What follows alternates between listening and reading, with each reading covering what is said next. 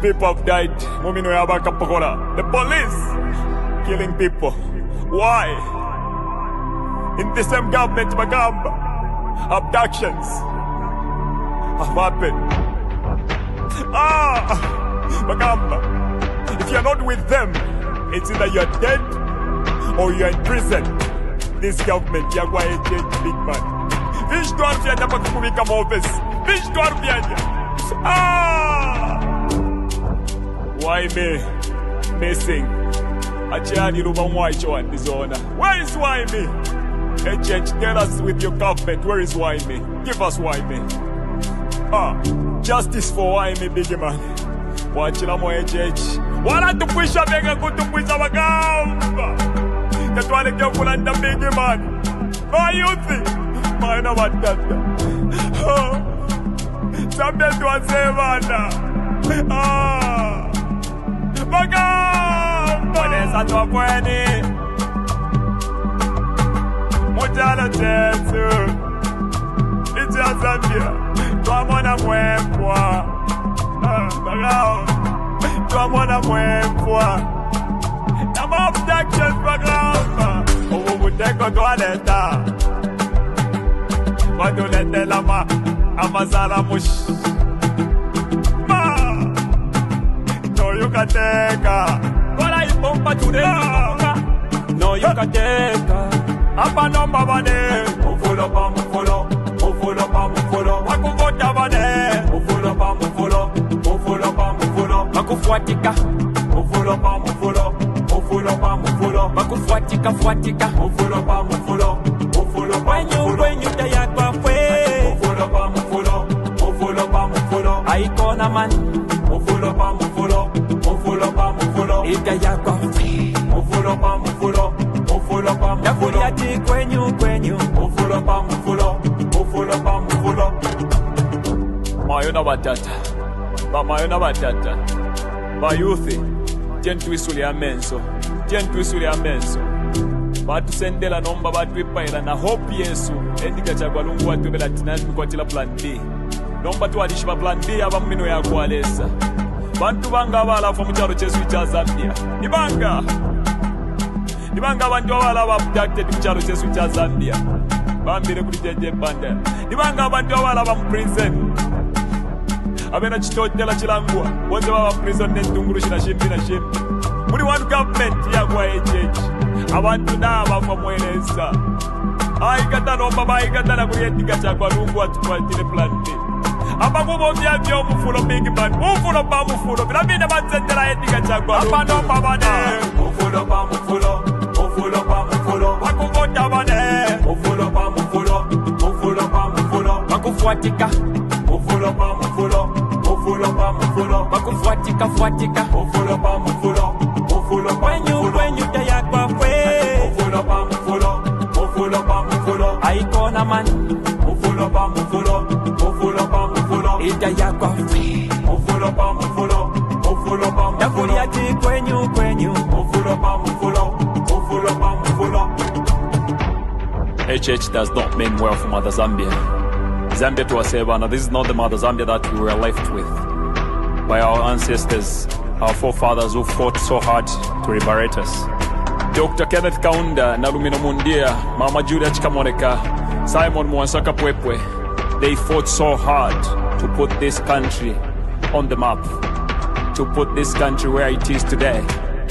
No man would destroy this country because we believe in unity. One Zambia, one nation, and we shall together we will change, and we are going to change this government. My name is Blaze Zambia.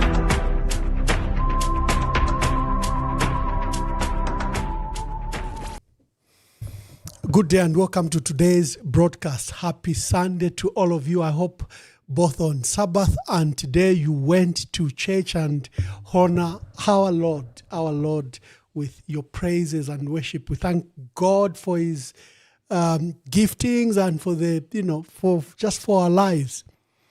The movement for national renewal has issued a major policy statement and renewal charter They are saying these are not slogans. They are saying these are not promises. They are saying promises end here.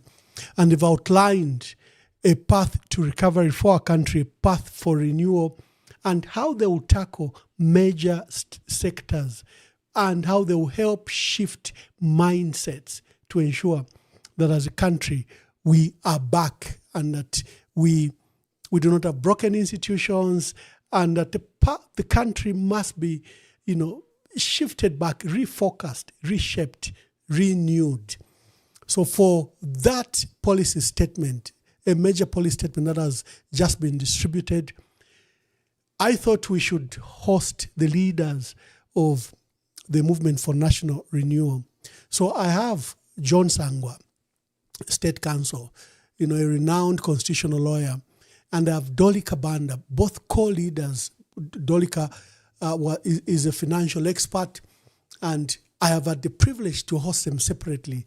But today we have a double header. You are privileged to have them in one house speak to this major statement that they issued and the vision for the country.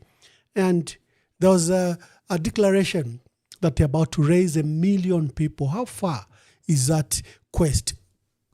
Join us as we discuss the many issues as I bring Dolika and John. Let's start with Mr. Sangwa. Welcome to today's program and good to see you. Thank you. Yeah, and I know you are seated next to Dolika. For my engineers will be doing a lot of hard work because you have to do the switches. Dolika Banda, welcome and good to see you once again.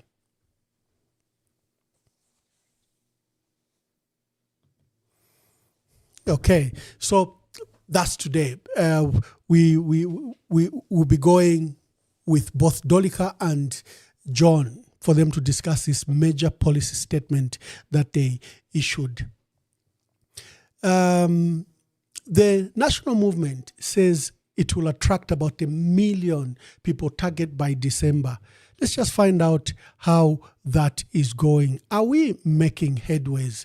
I will start with John.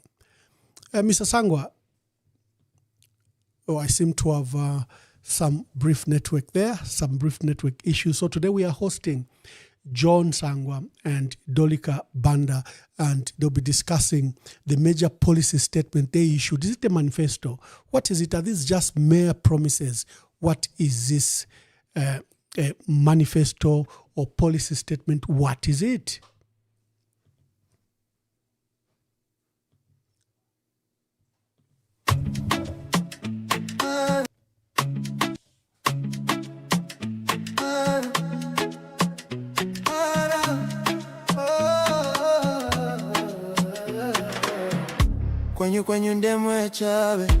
Oh, I see John is back. Let me start with John. Mr. Sangwa,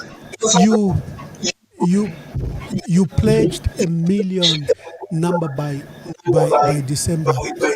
How's the mobilization going? And just brief us on that. Yeah. First of all, the rationale for the million. The reasoning is very simple.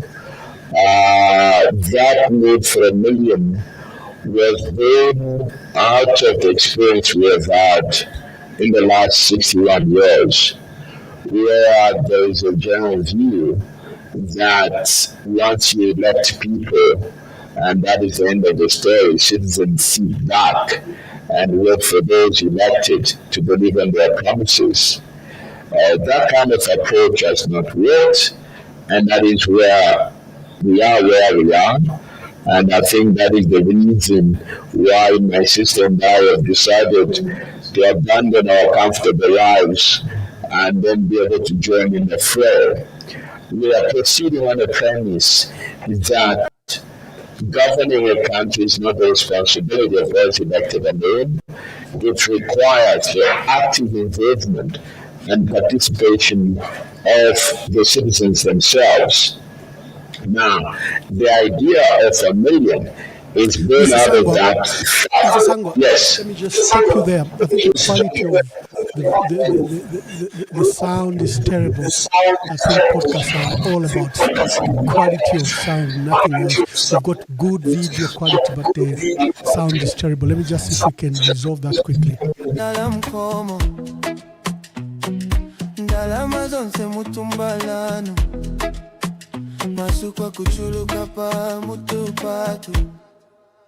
Time is up, time is up. When you're not enough, time is up. For your lies and bluff, time is up, time is up. When you're not enough, time is up. For your lies and bluff. Kanizanu ndizo panda pindu. Anakulira mise umwatu. Tikufuna chilengede chato pano. Osati my pocket anu opindika ndalama. Listen to the cries, they're louder than your lies. You can't silence the truth. It's time for the youth. Time is up, time is up. When you're going is not enough. Time is up. For your lies and bluff. Time is up, time is up. When you're going is not. Okay, let's try that. John, please speak. Sorry, we'll be testing while you are live. Okay. Yeah, I hope you get it right. Yeah, I was explaining that the approach we have taken is born out of the realization that to transform a country, it requires the involvement not only of those elected, but also the active participation of the citizens. And that is why we set out to say, in order to carry out a proper renewal, there has to be a direct involvement of the people. And that is the reason why we deliberately set that figure of 1 million to raise by 31st of December. That is for them to signal their agreement with that kind of approach. And that is why we set that number. And I think it's a new way of trying to do things to remind citizens that things cannot happen without your direct involvement. You have to take part into that in the governance of the country. And this is born out of the provision of the Constitution, in particular Article 43. Citizens are not bystanders in the governance of the country. They are active participants in the governance. I think that's where the idea is coming from. As to the progress, there is steady progress in raising that number. There have been a number of challenges. Some of them, one of them is the political environment itself, which does not allow for open interaction with people. There are people, for example, what we have gathered is that you cannot even meet more than 5 or 6 people to be able to discuss these civic issues without getting permission from the police, which is basically a consequence of this application of the Public Order Act. In an ideal environment, we should have been holding town halls in all the provinces in the country to discuss this issue. Oh, thank you very much. But unfortunately, we have to work within the environment that we have. There have been other challenges, but which we are addressing as we go. Yeah, thank you very much. Let me bring in Dolika Banda. The last time we spoke, I think we profiled you very well, but there have been major development, including you joining the national movement, the movement for national renewal. What has motivated that decision that you should join teams, with John Sangwa and his movement? Thank you so much, Ambassador. It's a pleasure to be here with my brother. I think we are at a pivotal point in terms of the politics of this country, the history of this country, and the narrative in terms of how we appoint our leaders and hold them accountable and have them feel that they are actually accountable to the electorate, to the Zambian people. The shared values that drew me to the movement for national renewal is a question around our citizenry. Are we truly acting on our rights as citizens? Are we truly holding accountable our leaders? Do we have the mechanisms to be able to hold our leaders accountable? But the fundamental issue for me is we are at the point in this country, I think I called it a tipping point in one of my conversations, where we have lost trust, the people have lost trust in the leadership.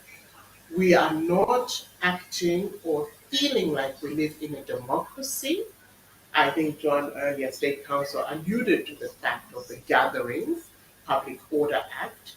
They're not obvious things, but they're innately. People are afraid to speak.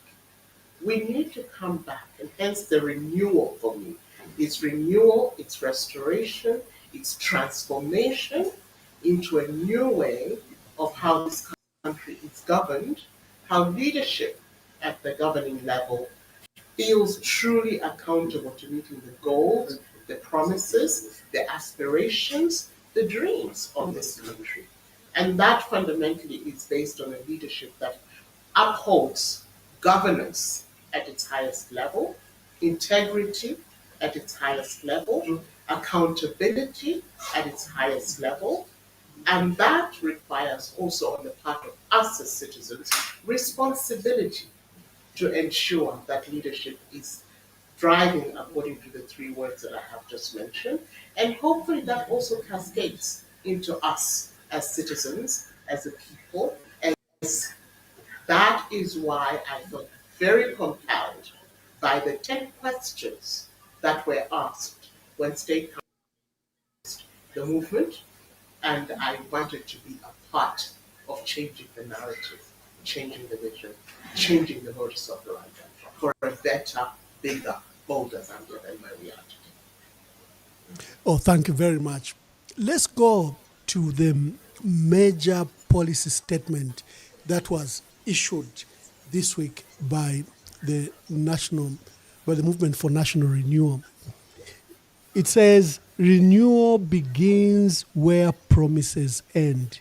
It appears everyone is promising heaven in the political scene, but there are some hard facts you've issued here, including that the rebuilding will not be easy and resources may not be available, or may not be adequate to there'll be no quick fixes, in short. Let's begin to speak to this major policy statement. What is it? What are you saying? Yeah, let's go back. What prompted us to make that statement? The main obligation of the movement right now is the issue of raising that 1 million mark, the number that we have set. But in various conversations, people came back. They said, okay, we hear you over the million, but what are you going to do about these immediate economic and social challenges? Okay? And we didn't want to appear as though we didn't have answers to these questions. We are saying, without departing from our general, our primary goal, which is to raise the 1 million, let us address this policy issue. Okay? Now, the reason we issued this is it is made very clear in the statement that all the time, you can go back to the 1990, invariably political parties make promises about what they are going to do once they are given the opportunity or the privilege to run the affairs of the country. Promises are given, and almost invariably, those promises are broken. Now, we took time to understand why. And our conclusion is that the problem is in Zambia. It's not policy.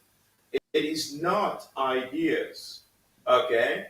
It is largely, we have to go back to the cause of our problems as to why we are here and why my sister and I decided to jump into this field, into this area. The reason is this: our systems are broken, our institutions are broken. Okay? So it doesn't matter what policy you come up with. As long as institutions are broken, nothing is going to happen. Okay? And that is why we needed to clarify to the people that in terms of priority, the idea is not just simply about making promises, that given the opportunity to govern, the primary objective, once the movement morphs into a political formation, the primary aim of this country is to sort out the institutions first. Now, we have made it very clear that policies are not self-executing. Policies are ideas. They require people, they require institutions for them to be implemented so that they can benefit the people. Now, until and unless you have the proper institutions, which are currently all broken, what we are trying to do is to address the symptoms as opposed to the problems. I think we have outlined everything. Whatever you talk about, electricity, okay? Load shedding is not a problem. It is a symptom of a broken system. Anything that you come up with, it is underlying that problem are broken institutions. Why are the institutions broken? They are broken so that it is easier to loot. It is easier to steal. When institutions are properly run, the chances of people looting and stealing are minimal. Now, the real question for Zambia is the rebuilding of its institution,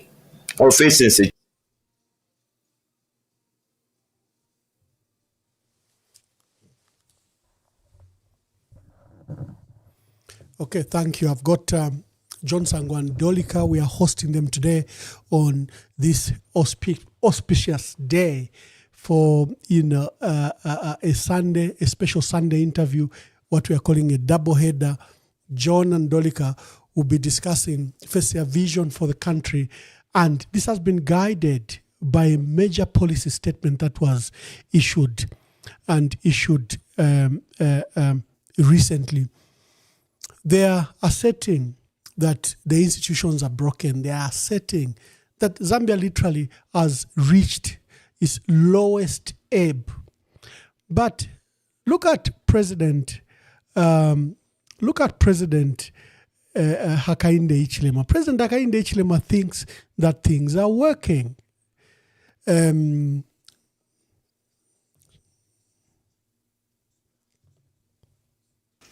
So we urge our citizens that they remain calm.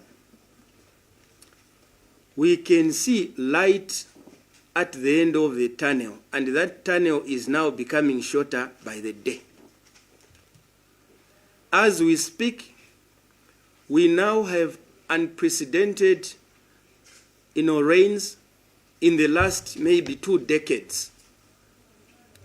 And with those rains, yesterday Cabinet was informed that load shedding is likely to begin to diminish by June 2025. This is because the major water catchment areas of northwestern province into the Barotse, plains, and now also the Kafue, flood plains. Water takes 3 months journey to move from Kaleni Hills, from Chavuma, into Victoria Falls, into Kariba, 3 solid months. Water moves very slowly in the plains because it's flat. This water which you see when it rains here in Lusaka, we are going for work at ZNBC. Then you find that water is running fast. It's here in Lusaka. But the water needed to change the electricity situation or the water level situation in the Kariba or Kafue Gorge, upper and lower, or Iteji, moves very slow because once it gets to the plains are flat, so water velocity for overland flow of water is reduced. And that is why the experts have said they have not yet done a full measure because they are waiting for the water. But their projections from their readings at their reading stations in Chavuma and Victoria Falls, and I think there's one in somewhere in the western. The green one that they're talking about, which is solar or wind, because you have the coal is there, and you should use it to generate your power. The power, they actually said that, Your Excellency, without power there's no growth. No growth without power anywhere. And then when you have power, you will actually unleash growth in the country. When you do that, you talk less when you go out there to campaign to tell people what you've done, because they will see what it is. They will actually feel it. It's not like education where it takes several years before you can see the benefit of it. But this one, once you give power, it gives other things, opportunities, GDP growth, and it will give a lot of disposable income, just like what you mentioned, Your Excellency, saying that, yes, today in Zambia, you are using rain-fed agriculture. So rain-fed agriculture, it means that you are going to do one season. But right now, you go to countries where they are doing 3 crops per season. So if you are going to do 3 crops, it means that something like maize, which you are good at, you'll actually flood the entire African continent with maize. So, but right now, a lot of people, they're importing, maize, African countries. And one of the things that I have to also say, Your Excellency, is that being a landlocked, for example, is actually a big opportunity for you because you are surrounded by 9 countries. So when you do well, and I'm sure the time will come when there will be a race, Your Excellency, because your colleagues that surround you, the 9 of them, when they see how well you are doing, they too, so it will be a race to see who will do best. That is how they are able to grow, the economy of Asia. Because it was a race. Singapore, Malaysia, Indonesia, yes, so somebody is saying, you look at Thailand, and, when you look at Indonesia, for example, Indonesia, they've opened up their minds, everything, so even with all this, when you look at it, Indonesia's economy, people don't know, is bigger than Saudi Arabia's economy. They are at 1.2 trillion. Saudi Arabia is about 990 billion. And I am a believer that there is nothing that is impossible. So with what you have, I think if the focus is there, you have the right team, which you do, of course, you can see quite a lot of things. I mean, I cannot imagine having Zambia with additional 5,000 megawatts. And I think, Excellency, really, you need to address it, because I remember when we wanted to put up our own plant, we put up, then we realized that we had excess of power. And quickly, the Zambia Power, I think then, I don't know whether they still change their names, they said, no, we'll buy whatever excess power that you have.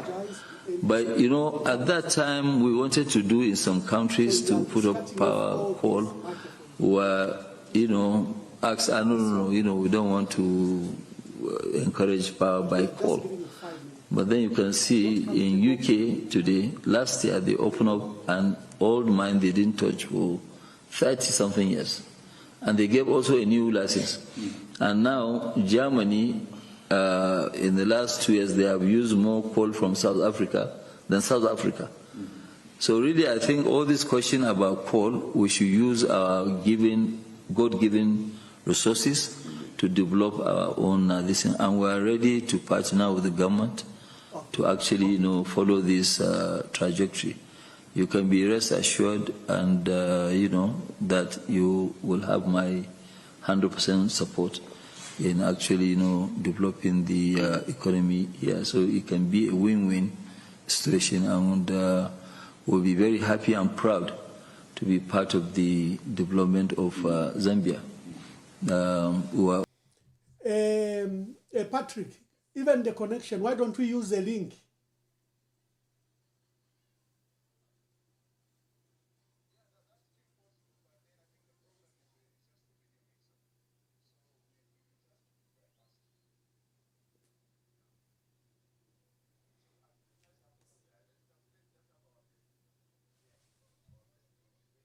Not enough time is up for your lies and bluff.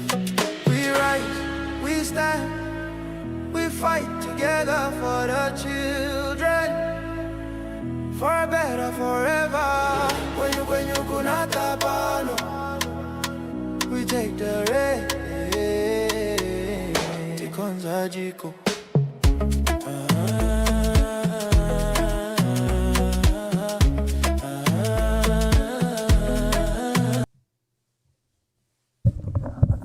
Hello, dear viewers. I wish to apologize. We seem to have a major technical crisis back in Lusaka.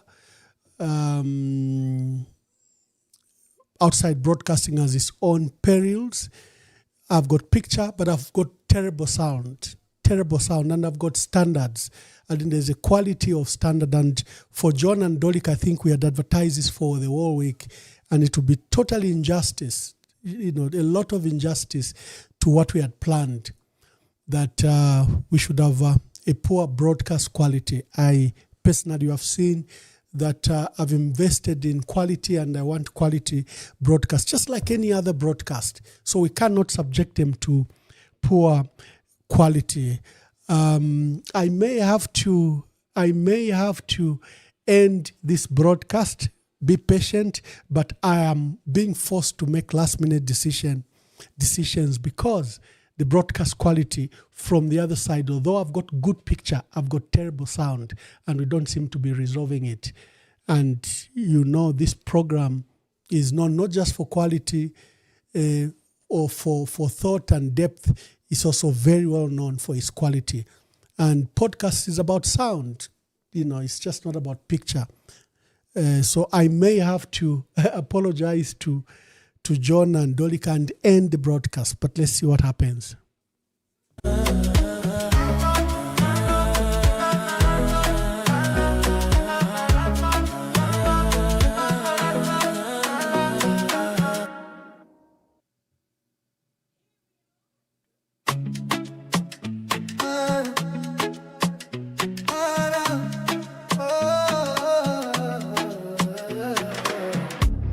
Kwenye ndemwe chabe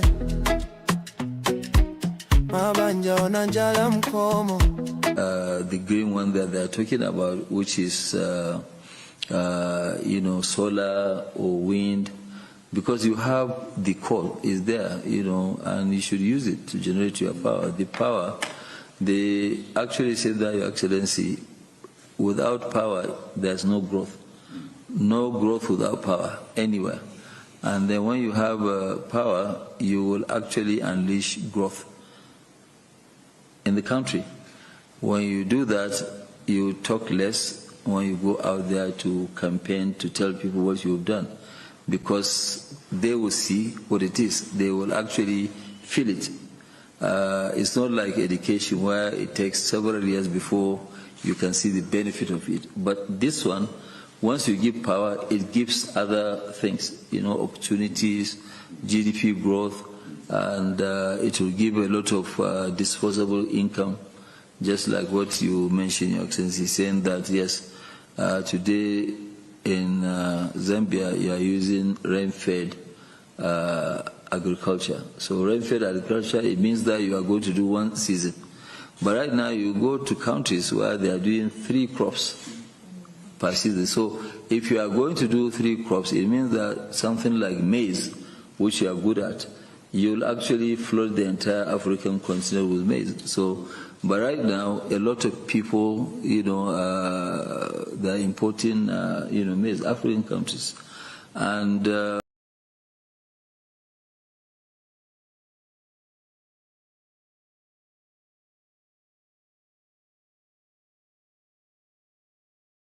sorry, I didn't mute my microphone and you could hear me do crisis management. I will end this particular broadcast. I'm being assured that they've resolved the issue of volume, and as you can see from my end, everything is okay. When I play the video of Dangote and everyone, everything is okay.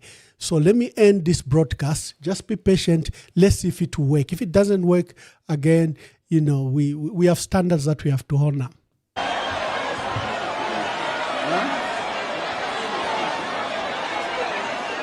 Natumfwane mkwai Miskulia mabwe.